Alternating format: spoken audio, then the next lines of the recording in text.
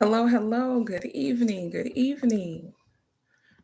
Felt a little fancy. It's the last weekend before Mardi Gras in my hometown. So, felt a little festive this evening. I hope that everyone is doing well. Thank you so much for joining you all. But, I'm ready to get down to business talking about these math myths, right? So, we're specifically this evening talking about math myths that are holding students back. So we're going to make sure we debunk some of the most common misconceptions about math learning, right? Because that's its own conversation. When people talk about math versus when people talk about math learning, did y'all know that's really two different conversations? Did y'all ever think about that? Okay. And then the second thing is we're going to make sure we connect these myths to the critical thinking, engagement, and AI's role, how AI can impact that just the overall math learning and changing instruction. All right, so first of all, my question is to you all. What is a math myth that you believed growing up? What is a math myth that you believed when you were growing up?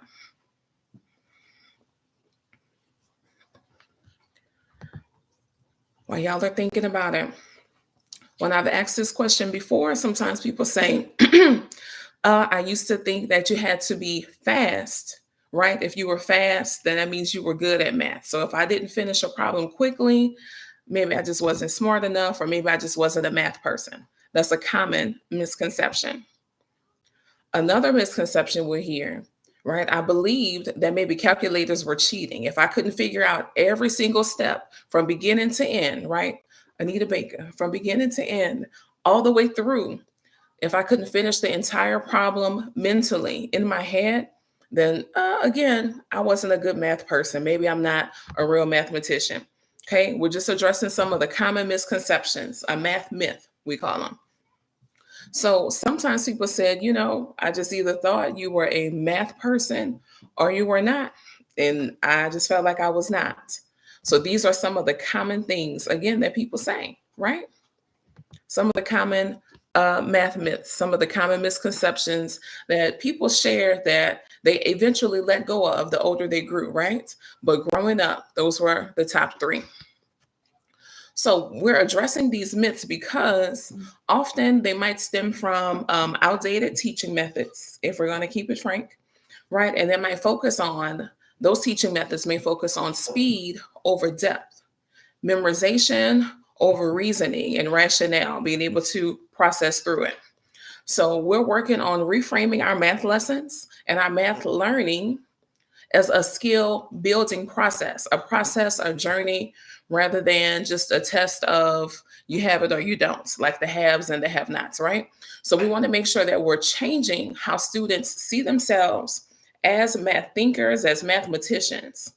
When we're talking about a skill building process, even this week in some of my work with a young person, we're talking about dividing decimals. We've been going through all the different operations, all the things we can do with decimals, right? So we were starting to work on dividing with decimals. And just to be clear, and to again help them see the connections, but also chunking and see it as a process, I always talk about division in general as layers or levels. In this case, because we were dividing decimals, we talked about, okay, we're on about level one, right? Dividing a whole number by a decimal. Then we have about level 1.5 when the decimal is the dividend. Then eventually having a decimal divisor. Then what if the divisor and the dividend are decimals? Again, that's helping them to build the connections, but it's also helping them to see it as a process. We're just adding layers and making connections and uniting pieces throughout. So just connecting, one of the main points, right? So one personal math myth I had, not as much as a student, but more so as an educator, right? Just focusing on when I learned or saw the designation that a student was gifted or was in the GT program, right? So really quickly, one thing I had to learn about Texas, right? I've been an educator in Texas for a long time, was that in that particular place, the particular district I was in, slash in general, a student can be designated as gifted and it could be one area. So as long as they qualify in this one area, then they get put in all gifted classes. Let that marinate for a minute. How might that be challenging in math class, right? So the reality is that sometimes a student was gifted in music or choir, art, and then they had gifted math and gifted reading. Okay. So once I learned that, though, once I processed through that, I'll say this, that it led to the silver lining is it led to me working harder and becoming really proficient at, again, making these connections and making these analogies that I often talk about, right? The parallels and different things that I do, when I'm working with young people to help them make the connections, to help them build their perspective a certain kind of way. So the silver lining is a gift was activated, right? It activated my gift for that. But think about that. A student can be gifted in the arts and then they'll be placed in all gifted classes for their full day, for their full curriculum. Imagine that. So once I learned that and we move past that, we also want to talk about now how myths, right? Those misconceptions in general, that it can limit students' confidence and engagement, right? Because if I stayed there, imagine if I was a petty teacher and I stayed there like, well, listen, I don't even know what's going on with that student because he's gifted in band and he's in my math gifted class, so he's not going to get this. Imagine if I placed that limitation on him. Imagine if I stayed there. Okay. So if we're not careful, we'll limit the students' confidence and engagement. So when students believe that speed equals success, they rush through the problems, right? And imagine how many math teachers talk about that, right? Like, you finished already? You didn't show any work, because they avoid showing their work because they're almost panicking, trying to show I can do this quickly to show, right, that I'm a math student, that I'm a mathematician. So, another misconception, how it can, again, impact confidence and engagement. If a student thinks they aren't a math person, then they're checked out before we even try. We haven't even started the problem. They may have their pencil in their hand, but they're a million miles away. They're absolutely checked out. So then it becomes a self fulfilling prophecy. You didn't do anything, you didn't practice it, so you're not going to get better at math. Then they're going to say, see, I told you, right? But it was a self fulfilling prophecy. So, another misconception, right? When we emphasize only getting the right answer, ooh, this one. When we emphasize only getting the right answer, students see mistakes as failures instead of an opportunity to learn and grow, right? Well, that's the first thing. Did I get it right? This is my answer. Yeah, we have to be super careful, super clear that we're more concerned about the process. Imagine this. Sometimes I've given students the answer and I'm like, okay, now show me the process. How do we get there? Show me another way to get there, right? Because there's no no direct value connected with, oh, you figured out this answer is two, if you can't reproduce that on another problem. So you memorized the answer was two. Okay, show me. Show me how you got it. Show me another way that we can explain this or we can prove this. Okay. Someone said, what stress on the students and teachers? It made those early years of teaching very spicy because that was something they didn't talk about that first week of in service, right? And there wasn't talked about in any of the teacher development and training classes either. So that made they made those first, well, at least the first year for sure, very, very interesting. While we're wanting to shift away from the misconceptions and the math myths, you all, I want you to know that research shows that students develop a growth mindset, right? If we're having them persist in math longer, and they're more willing to tackle challenges. So again, if we're changing our language as the adults, if we're going from you're so smart to, oh, you worked hard on that problem, that can shift their confidence over time. Because if they're more than likely only getting you're so smart in connection to a correct answer, a correct statement, right? Then when they don't get that answer correct that day, that confidence just shattered in 3, 2, 1 instantly. But again, if we're shifting our language to, man, you worked hard on that problem. Good job. I love all the strategies you showed. Thank you for sharing your thinking. All of these, again, that confidence is much more solid and less connected to, did I get this right or wrong in this one moment? When you get it wrong, it's not as big of a deal, and your confidence isn't absolutely rattled as a student. Okay. Y'all, we're diving deeper into some common math myths. We have some more. We have a few. And while we're looking at these misconceptions, we're going to uncover some of the truths behind them. So, yes, they're a misconception, but something led us there. We got here some kind of way. So, we're going to talk about the how. So, again, this some people just aren't math people. Again, it can become a self-fulfilling prophecy if we're not careful. You feel like you aren't, so you don't invest any time, energy, right, into developing and practicing. So then there's some things you're not understanding in math. The truth behind it is math ability is built, not born. Okay. So there's a lot of, like we just talked about, growth mindset. There's a lot of studies from Joe Baller, from Carol Dweck, that talks about all students developing strong math skills with the right strategies. Any student, anywhere, I don't care what designation they have, I don't care what language is in, any of that, with the right strategies. That's the key. So then it comes back to us as the adults, right? Then how are we speaking about math? How are we making sure we present it? Are we continuing our education? Are we learning and applying different strategies? It comes back to that. So, literally, also neuroscience backs this up. So, the brain rewires itself when we're learning math, right? Just making those connections faster, right? We know that basically learning and how our brain operates is about connections. Those connections get closer together, so it's less time in between, right? Less space in between. So just proving again that no one is just bad at math, right? Y'all, have you ever heard someone say that? Let me know in the chat. Have you ever heard someone say, I'm just not a math person? Have you ever heard people say that?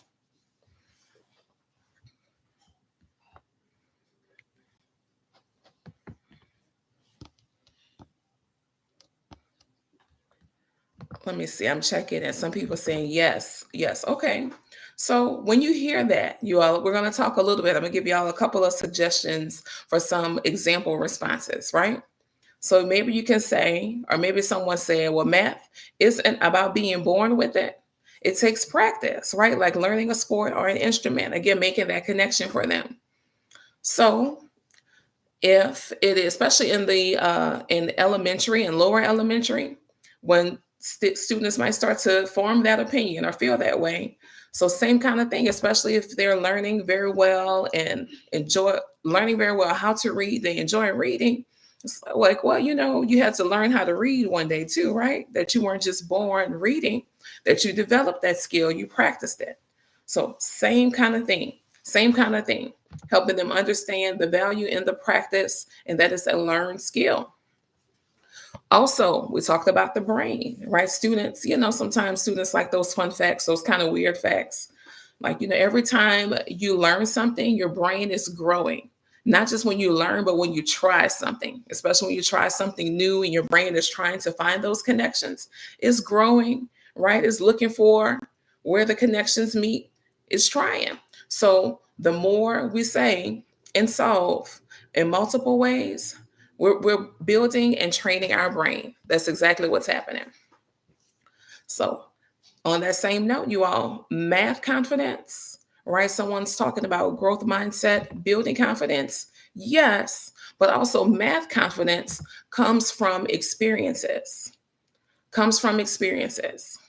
When I say experience, making sure that we're normalizing the struggle, not just all struggle, right? That we're normalizing that struggle is part of the learning process. There is going to be a day, and I talked about some of the GT kids earlier. This is a big moment for them. There's a day when maybe if you were gifted in math, you are gifted in math, that something is not going to be as easy one day. It's not going to come as easily. So what you're going to have to do, what you're going to have to be careful about is making sure that you've practiced and you've built, right, as the educator, as their adults, as their parents, that you've talked about math in such a way that when they encounter that challenge, when they encounter that difficult concept, again, they're not rattled. They have some things to draw back on. They have some experiences to draw back on and to make connections with. So you all, again, replacing the fixed mindset statement of nope, I'm not a math person, I can't do this, with I can't do this yet, right? Normalizing struggle as part of the learning process, all of this helps to shift their perspective. So I think I've talked about before how good evening, how one of my favorite words is a word, a question, why? Why go so far? Y'all, I love the three-letter words because guess what?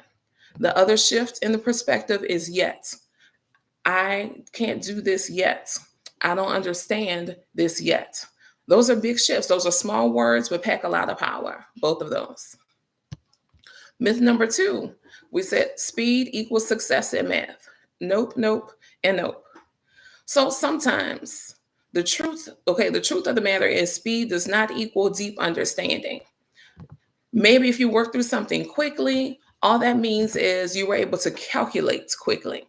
We keep talking about this, that the level of thinking and application that's required, students are not able to just calculate super quickly on a lot of these kind of questions, right? Their application level and beyond, synthesis level, they have to put things together, previous experiences, previous knowledge, like literally some questions, even for third grade, right? Some questions the students have to know about 5 things before they can answer that question, even though they're just adding and subtracting, maybe comparing values. Simple enough, but think about all that. So there's several prerequisite skills that they have to have before they can answer this. So again, we don't want to emphasize the speed, meaning that you're being successful in math. Now, granted, on the flip side, time tests can cause anxiety sometimes. So that prevents students from developing strong problem solving skills. We've shared before how anxiety impacts working memory. So, working memory, right, just means that you're able to carry some essential information, like those, like we said, those prerequisite skills, that they're able to remember that and say, oh, this is when I apply this. But if that's essential to problem solving for these high level questions that they have to answer, that's causing its own challenge, right? The test anxiety that we talked about, because working memory is essential to operate and to perform complex tasks. Excuse me, I'm getting too excited. Y'all, so keeping in mind that complex, y'all might say, okay, Anika, that's relative. It is. It's relative depending on the age, their development level, but applying conceptual knowledge, because we keep talking about the application of, not just calculations, we're talking about the application of that knowledge can be considered complex because there's layers, there's schema, there's background information that's necessary.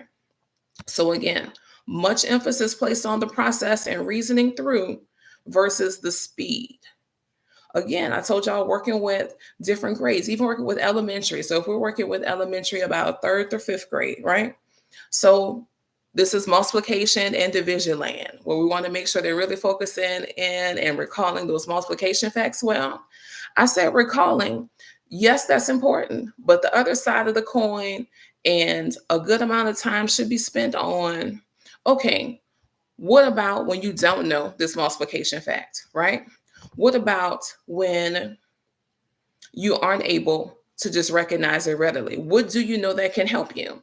So some of the work we're working with students, yes, Mrs. Jones needs you to practice your flashcards, but also let's use what you know. You're the bomb.com, right? You're fire with your fives and your tens. So let's use those to help you figure out your sevens, your eights, your nines. Okay? Let's see. Is a standardized test emphasizing speed? Somewhat, because in a lot of the states, the tests have gone from untimed back to timed. Then untimed, it changes often. And so a lot of the, what I want to say, so a lot of the conversation is, well, because if they've gone through their whole K-12 lives with untimed tests, they're like, in what space when they get older are they going to have untimed tests, right? Like the SAT, ACT timed. If you're taking some kind of test for employment, like some type of proficiency test, usually they give you a certain amount of time. So it's a delicate balance because we see the power in it. So you do want to have some basic things ready to recall and you've memorized them. However, the more important part of the process is your application, your reasoning through when you don't know. That's a big deal. And then in terms of the standardized test emphasizing speed, there's a reason too why there's testing strategies. So like math strategies, reading strategies, all those are specific and those are powerful things. But yes, that's why there are test strategists, because maybe a general strategy is answer the questions right away, right? Go through those first. If you find you're spending more than 3 minutes, move on. Move on. Someone said, are there computer programs available for parents to purchase to help their children? Yes, there are computer programs available.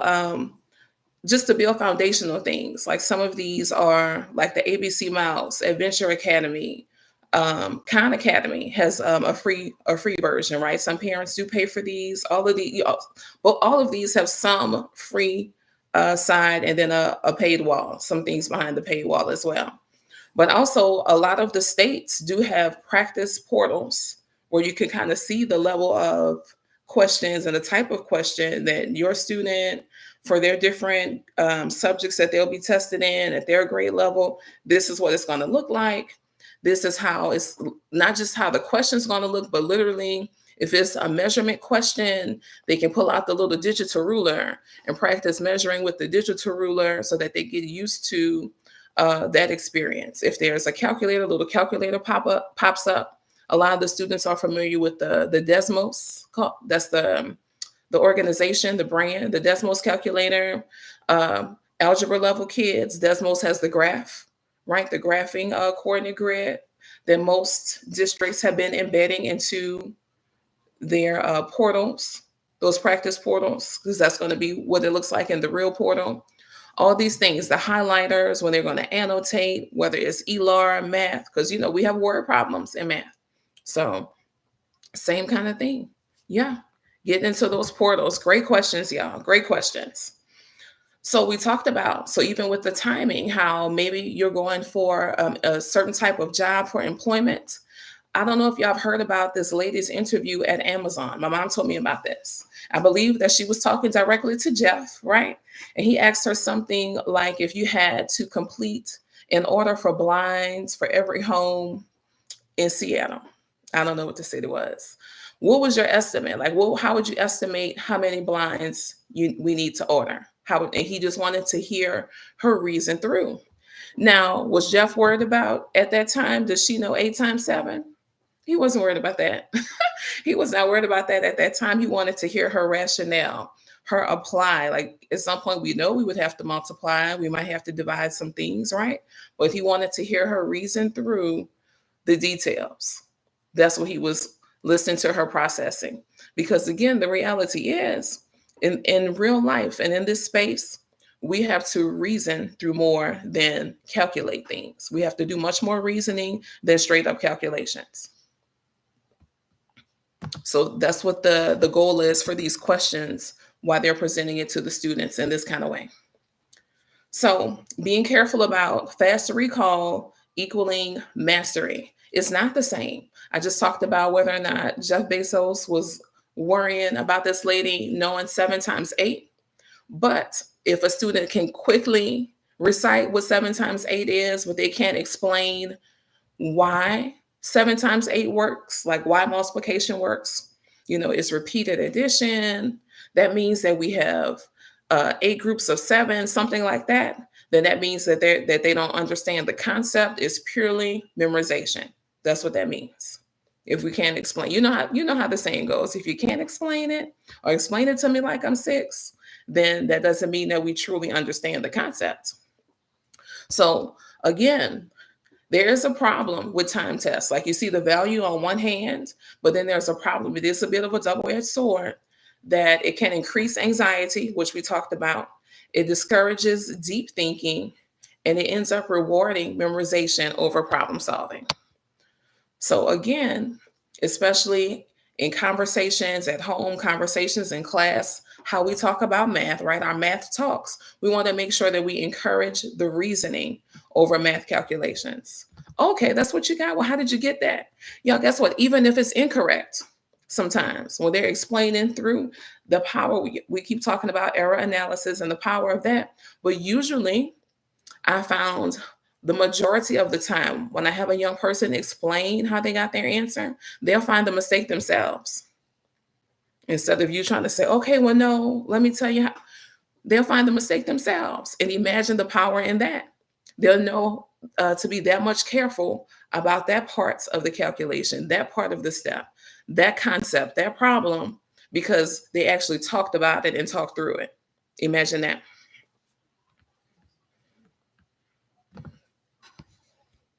So, in addition to just I said like the sharing their strategies. So sometimes we call it a think aloud, right? And that could be the students thinking and sharing their strategies, or you as the adult. If I saw this question, the first thing I would do is, and I know that, so because I know this and because I know that, then so just truly layer by layer, that modeling and thinking slash, I know sometimes we were really good about this in middle school, which it was a big deal for them. It was a bit of a shift. Math journaling. Here's the problem. Don't raise your hand. Don't tell me. Write to me how you would solve it. You're using your vocabulary. You have to explain different strategies. Slash, you have the student that might even solve it first. All right, I solved it. Thank you. I didn't ask you to solve it though, but since you solved it, now go back and write about what you did and how you could do that. Right? So lots of ways, again, to just really making sure we're encouraging the reasoning over the calculations, because imagine like a student can really have a really strong understanding, really strong command and depth of the concept, but forgot to carry the two, something small. And so if we only put emphasis on the correct answer, we only put emphasis on the speed, then we threw all of their effort and all the other value that could be in the problem, that could be in the teachable moment, out the window. So, my question to you all: how do you currently assess students in a way that prioritizes thinking over speed? What do you do? What are some conversations you have that shows that you value the reasoning side more than the speed?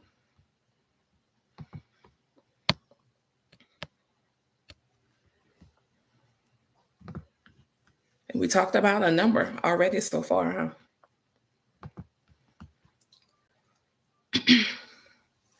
Sometimes when I've asked this question, right, some parents, some educators have said, well, some educators for this one, that if I'm grading the papers, I'll have them explain their reasoning in writing. We just talked about that. And I'm going to pause and say this, that is one of the most powerful strategies for our English language learners, to have them write it out, because they have to practice, right? Their command of not just the math language, but English as well. And so the more they engage with it, the more they interact in different ways, the better. So that's a very powerful strategy for all, but I know it's tracked more consistently for English language learners. Right? Parents, educators. Some people say, well, I just use open ended questions, right? What's another way that we could get to the answer? What's another possible strategy? Either one, parents or educators. I let my student defend their wrong answer, because sometimes they're on to something interesting, right? They're on to something interesting, even hearing,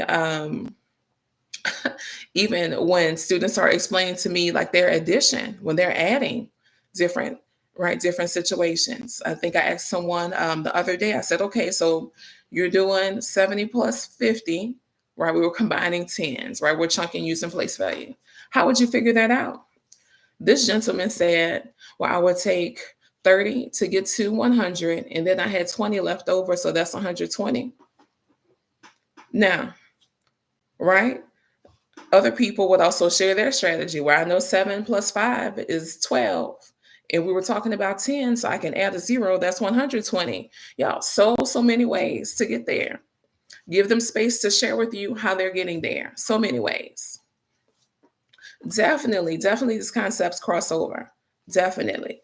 Good strategies are good strategies, right? When it comes to color coding, writing, listen, lots to do, lots to say, much to learn, right? To make sure their learning is deep. So another concern, and this is kind of coming up, especially because the media likes to put it out there, and so people are getting concerned. Like, well, is AI going to replace teachers? I don't think people were thinking that at first. I think the media is starting to make people think that. Y'all let me know if y'all agree. Y'all think about it. Let me know. But is AI going to replace teachers? Firstly, it's a tool, not a replacement. So AI can support inquiry-based learning, right? Again, by those multiple solution paths and explanations and multiple explanations being generated. So to the point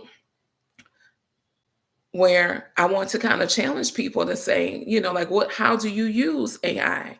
Have you asked for multiple explanations? Have you asked AI to give analogies or real world examples for certain concepts you're explaining? AI is only as effective as it's positioned to be. It's a tool. So it's not the tool itself, it's the perspective in it. So, this quote is a pretty common quote, pretty popular quote. If your only tool is a hammer, then every problem is going to look like a nail. But as soon as we understand, you all, that AI is multifaceted, that it's more like a Swiss Army knife, right? Then hey, think of all the possibilities for what math learning could be and what kind of problems could be solved. If we understand again that there's layers, it's multifaceted, and it's more like a Swiss Army knife. It can do lots of things. Is it only you that's asking it just to solve the problem? Right? What are we asking? What information are we putting out and expecting to get back? So AI can really enhance instruction by generating multiple solution paths. We talk about that. We talked about the adaptive learning, right? Where we just give them a wide open math curriculum and just see what areas they're strongest in for their math, for their number reasoning, for their geometry, for their algebraic thinking, and then for their data analysis, right, and representation. So like the charts and graphs and things. For the adaptive learning, it simply means that the more students answer these kind of questions right in this area, that they'll level them up. So even if they're a third grader, they could legitimately have sixth grade level geometric understanding, right, for their geometry. So it just kind of gives a range and a scope because it adjusts. It's not just going to keep them on the third grade level, but it's much more customized, personalized. And that's one of the main things that and the power that AI can bring to the math class, to all classes, but especially to math, because there's so many different layers and aspects of math. So even with that, though, be clear, y'all, students still need human guidance to not just evaluate, but to think critically about the solutions. And people say, the phrase they say is AI hallucinates. Have y'all heard that before? That it's a hallucination. Your AI lies. Okay, not everything that AI does is correct. This that it puts out and generates is correct. So being careful. And so that kind of goes back to, I'm thinking about when I had to learn how to check the validity and credibility of sources. Like if I was writing a paper, right? When the internet first came out, kind of thing. So this is the same kind of thing. We need to go back through those validity checks, right? The credibility checks. Is this an okay source? This is how we check to make sure. This is how we see and really evaluate the effectiveness of this. Is this accurate? Okay. Someone said AI reminds me of a one size fits all way of thinking when learners require individualized attention.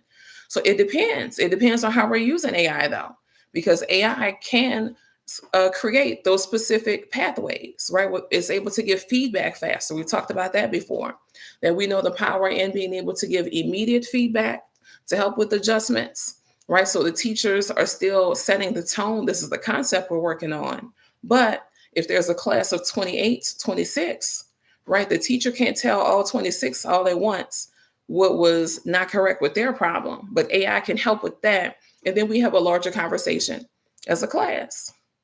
But still, their power of being able to customize and personalize. It depends on how well people understand how to use it, you know? So again, we have some things coming out, right? This, especially for math class, the AI assessment toolkit is loading in 3, 2, 1. I told you to be ready by the middle of the month. So that's something that we're releasing because I do want people to understand how to leverage AI, right? How to leverage the tech. It's just new tech. So how to really leverage and understand that some things can really be happening. Many things about math class can be enhanced as a result. Okay. Yes, the human, the person, the teacher is definitely still driving.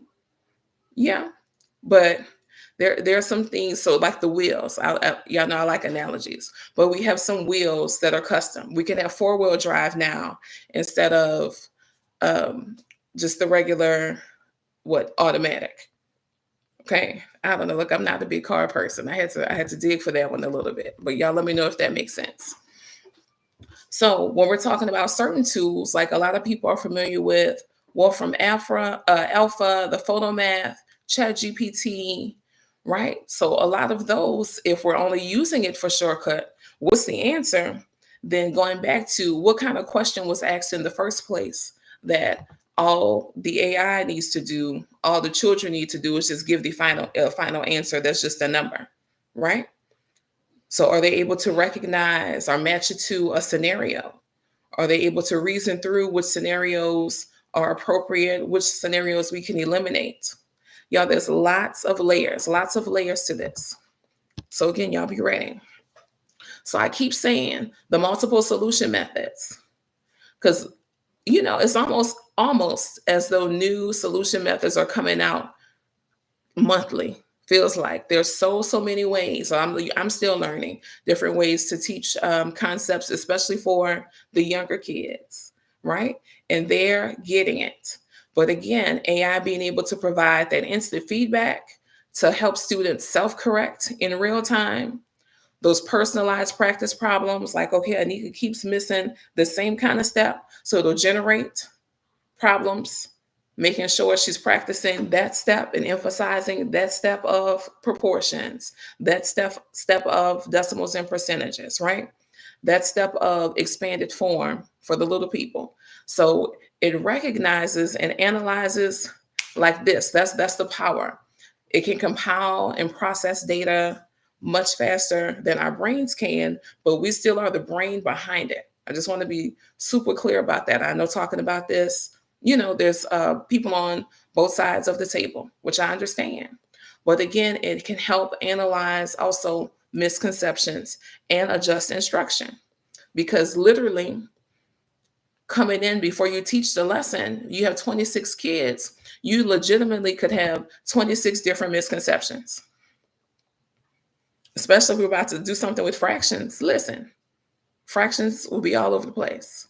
So the power of leveraging AI to help to address those individual misconceptions.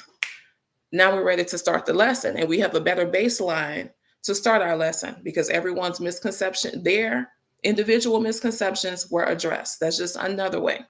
Because again, it can become very personal, but it should not be a shortcut to answers. Think of it more like I said, like the wheels, right? So it's more of a 4 tires, a 4-wheel drive. But if we're gonna just talk about it like relating, think of AI as a thinking partner to enhance learning. Again, not to replace the critical reasoning, the critical thinking at all. Okay, just more of a thinking partner that has access to all this information, and it can compile it, analyze it, right? and generate something using all that information in seconds. In seconds. So that's the power. You all, I want to say this. If these myths sound familiar, you want to dig deeper into these perspectives, right? And the shifts from these perspectives. If any of this has resonated with you, then listen, you don't want to miss the webinar that's coming up. We have a webinar in 2 weeks, right? March 16th, where we'll go beyond the myths, right? We talked about some of the truths behind it, but we're going to make sure we explore some real solutions, So we're going from myths to the rationale to some solutions, because we need to do something about them. Right? If these exist, these misconceptions, we're not going to leave it there. We're going to make sure we address it. So again, let me drop the link for you all. And you can share this link, or you can check the link in the bio and you'll get there as well, okay? But that is for our From Questions to Mastery, right? Promoting critical thinking with AI and math.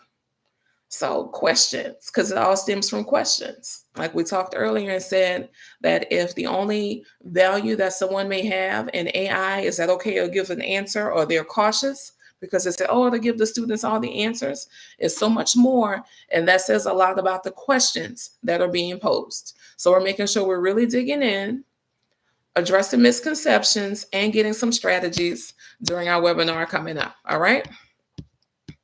All right, y'all. This is a great conversation. Great things happening in the chat. Do y'all have any more questions or comments before we wrap this up this evening? Thank y'all so much for joining. All right. Okay. All right. Thank y'all so much for joining. Bye bye.